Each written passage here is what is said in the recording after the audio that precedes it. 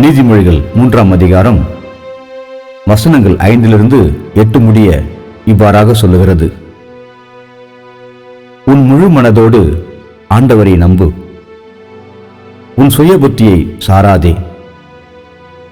நீ எதை செய்தாலும் ஆண்டவரை மனதில் வைத்து செய்.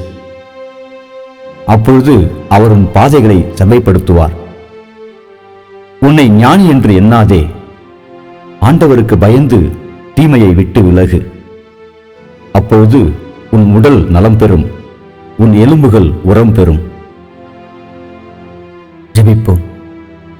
தீமையை வெறுக்கின்றவரும் நன்மையை விரும்புகின்றவருமாய் இருக்கிற நல்ல கர்த்தாவே, இந்த புதிய நாளை நீர் எங்கள் வாழ்க்கையில் கொடுத்தமைக்கு உமக்கு நன்றி செலுத்துகிறோம்.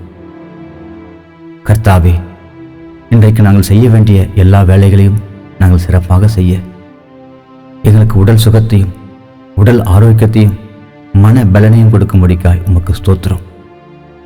எல்லா குடும்பங்களுக்கும் உம்முடைய சமாதானத்தை நீர் அருள்வீராக.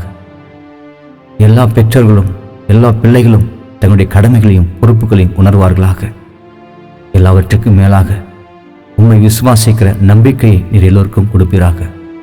உமது கரங்களில் எங்களுடைய வாழ்க்கையை ஒப்புக் கொடுக்கிறோம். பொறுப்பாயிருந்து எங்களை வழிநடத்தும். இயேசுவின் நாமத்தில் ஜெபிக்கிறோம் நல்ல பிதாவே, ஆமென்.